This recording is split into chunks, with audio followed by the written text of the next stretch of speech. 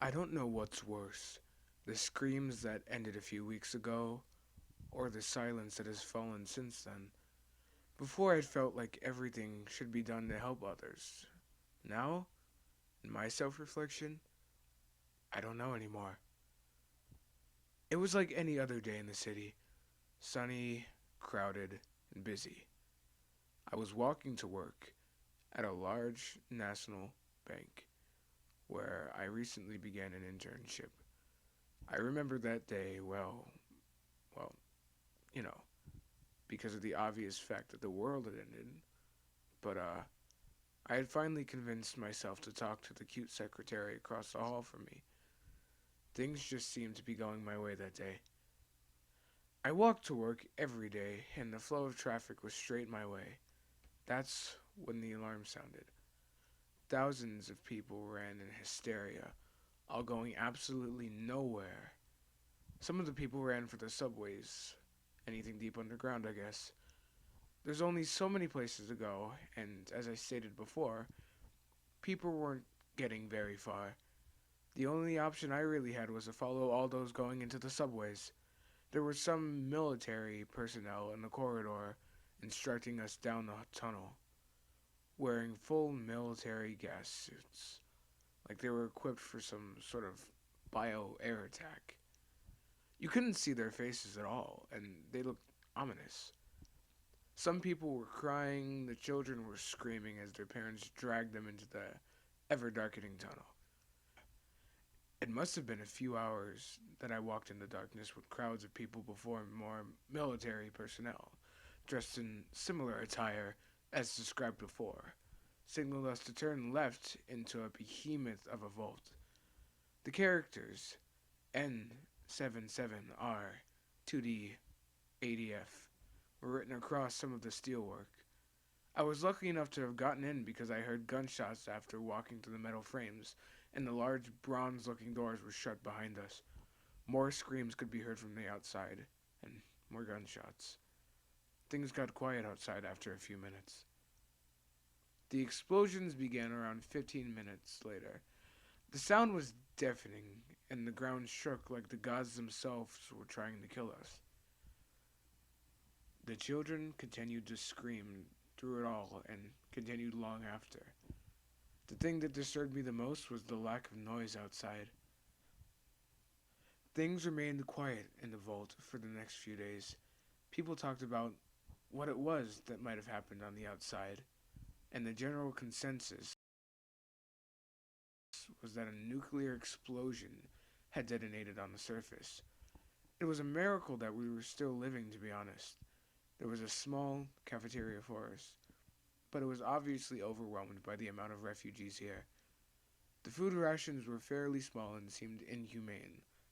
Though we all knew there wasn't enough to go around, it was around the third or fourth day the noises began to come from the outside of the vault. The soldiers were instructed by their superiors not to open the doors for any reason, and I think we were all thankful for it. None of us wanted to see what was on the other side, especially now when we heard their pleas.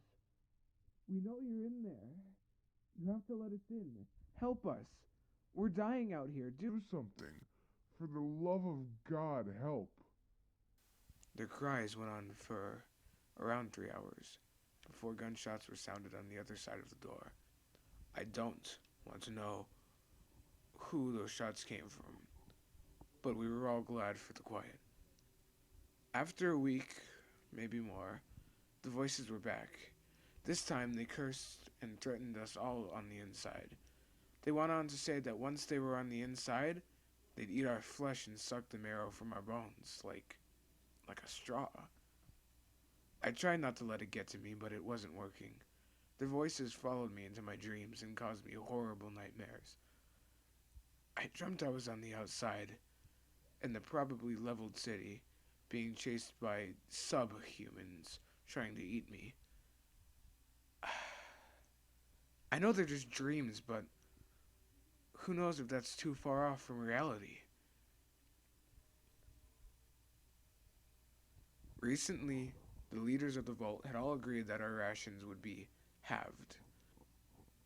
There was a protest, and a small faction tried to take the cafeteria, but they were all shot. I'd begun a hoarding food I've gotten in my bag for work. Like I said, there's not a lot, but I stow away what I can when I can. They're inside the vault, and they're not human. I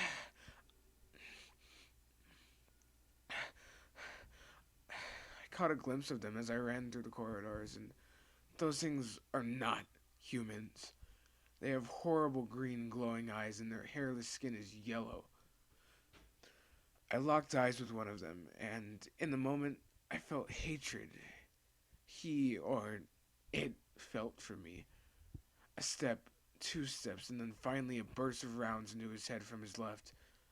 I didn't stop to wait and greet my savior. I ran. I ran as fast and as hard as I could run. You'll probably think me a coward for what I'm about to say next, but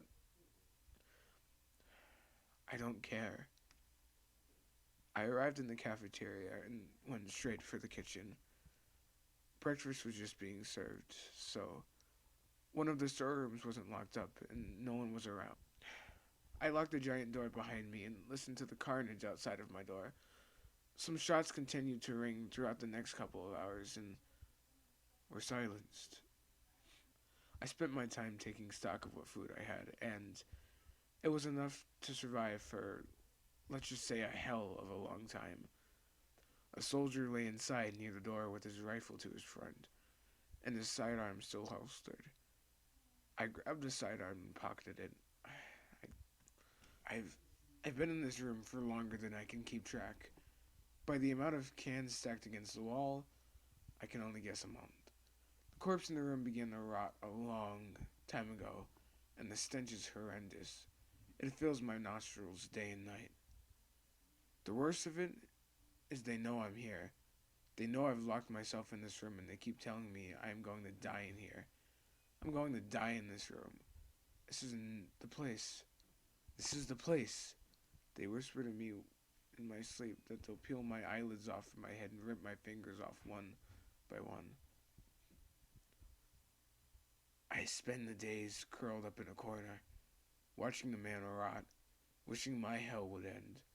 I've thought to myself many times that I could just shoot myself in the temple, and then this nightmare would go away. The food is dwindling. The idea is more and more tempting. Those hollow things call my name in my loneliness. I told them who I was. They tell me to open the door and it'll be all over. Those hollow, unhuman things tell me to end it. End the torture on my own terms. They got one thing right. Tomorrow, when I wake up, I'm ending it on my own terms.